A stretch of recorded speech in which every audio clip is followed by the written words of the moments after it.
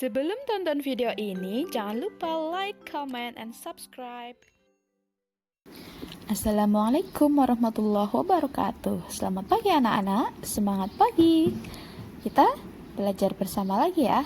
Jumpa lagi dengan Bu Asih Anjar. Selamat belajar anak-anak. Sebelum kita memulai pembelajaran, terlebih dahulu kita berdoa menurut agama dan kepercayaan masing-masing, supaya ilmu yang kita peroleh menjadi ilmu yang bermanfaat.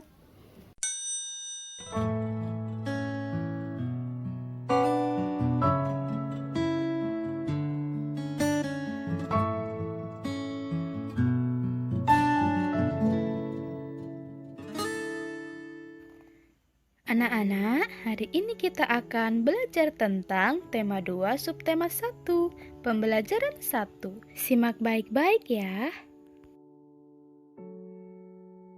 Rukun dalam perbedaan. Proklamasi kemerdekaan menjadi tonggak sejarah bagi perjuangan bangsa Indonesia. Meskipun terdiri atas suku yang berbeda, rakyat Indonesia bersatu dalam memproklamirkan kemerdekaan negara Indonesia. Simak teks proklamasi berikut ini. Proklamasi, kami bangsa Indonesia dengan ini menyatakan kemerdekaan Indonesia.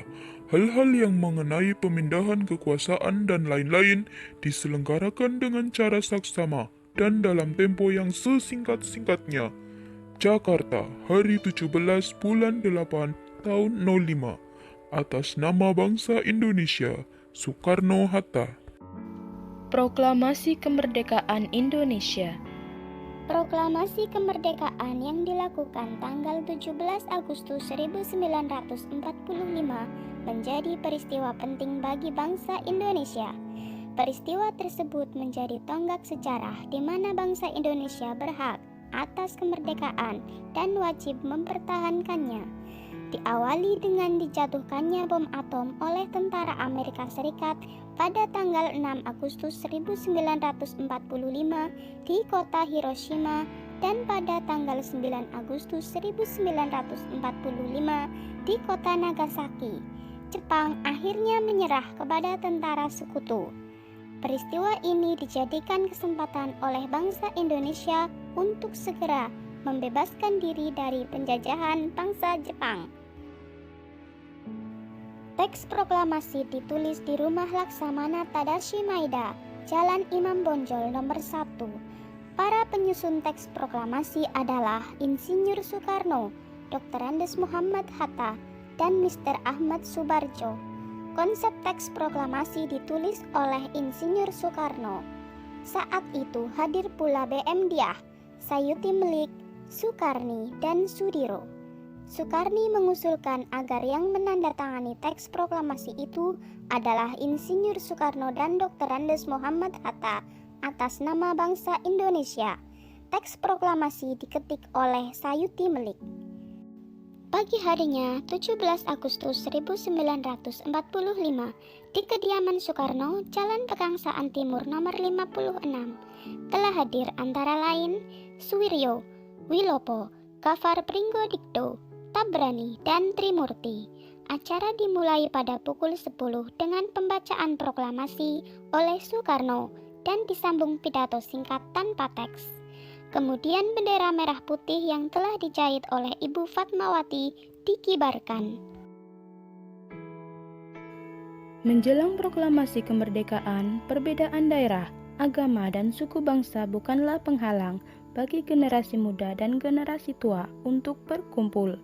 Perbedaan pendapat sempat terjadi, namun akhirnya mereka bersatu padu untuk memproklamirkan kemerdekaan Indonesia. Pada waktu itu, semangat persatuan sangat menonjol. Bangsa Indonesia memiliki tekad yang kuat. Tidak ada jalan lain dalam usaha memproklamirkan kemerdekaan kecuali menjalin persatuan dan kesatuan. Hal ini mencerminkan kerukunan dalam perbedaan. Bersatu dalam perbedaan yang merupakan landasan dari persatuan sudah menjadi tatanan kehidupan masyarakat Indonesia sejak dulu. Hal tersebut juga ditunjukkan ketika masa menjelang proklamasi kemerdekaan Indonesia. Tahukah kamu bahwa proklamasi kemerdekaan memiliki makna yang sangat penting bagi bangsa Indonesia? Proklamasi kemerdekaan memiliki makna yang sangat penting bagi bangsa Indonesia. Yang pertama, sebagai puncak perjuangan Indonesia. Bangsa Indonesia telah dijajah selama bertahun-tahun oleh negara-negara Eropa sampai Jepang. Penduduk dengan latar belakang yang berbeda bersatu untuk melawan penjajah. Proklamasi kemerdekaan merupakan hasil dari perjuangan para pahlawan. 2. Pengakuan kepada dunia luar. Dengan membacakan teks proklamasi, Indonesia mengumumkan kepada dunia luar bahwa Indonesia adalah negara yang merdeka. Pengakuan ini de facto diikuti oleh pengakuan dari negara lain de jure. 3. Menaikkan martabat bangsa. Pembacaan teks proklamasi memberikan pesan kepada negara lain bahwa Indonesia adalah negara yang bebas dari penjajahan, negara yang memiliki martabat, dan negara yang mandiri. 4. Perjuangan sebagai negara baru. Indonesia adalah negara yang dibangun oleh rakyat dan untuk rakyat. Negara Indonesia adalah negara mandiri yang tidak tergantung kepada negara lain. 5. Tonggak sejarah negara Indonesia. Pembacaan teks proklamasi merupakan awal dari masa kemerdekaan Indonesia yang terbebas dari belenggu penjajahan. Masih ingatkah kamu pepatah di mana bumi dipijak, di sana langit dijunjung? Ya, pepatah ini mempunyai makna. Apabila kita berada di tempat yang baru, maka kita perlu menyesuaikan diri dengan keadaan setempat agar kita bisa diterima dan hidup berdampingan dengan damai. Hal ini juga berlaku pada tumbuhan.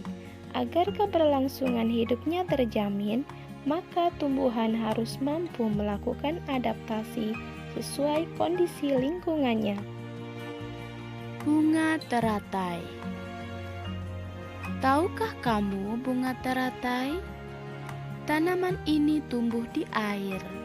Agar dapat menyesuaikan diri, tanaman ini memiliki akar di bawah air.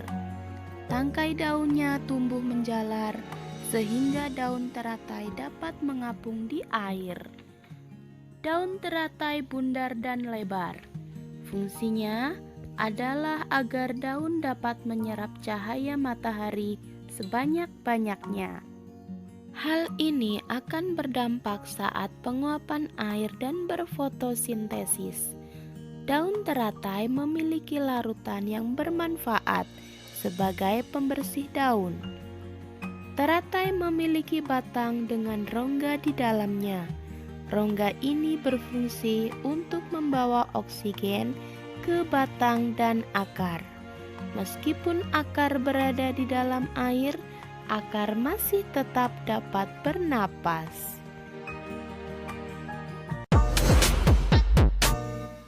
Seperti tumbuhan, manusia memiliki cara berbeda dalam beradaptasi.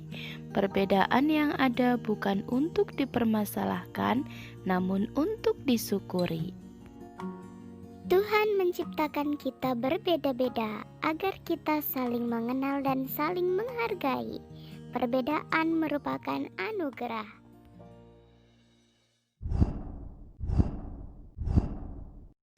Anak-anak, sampai di sini dulu ya perjumpaan kita. Semoga bermanfaat. Apabila kurang dan lebihnya, Ibu mohon maaf. Sampai jumpa di pembelajaran berikutnya. Terima kasih. Salam semangat. Wassalamualaikum warahmatullahi wabarakatuh.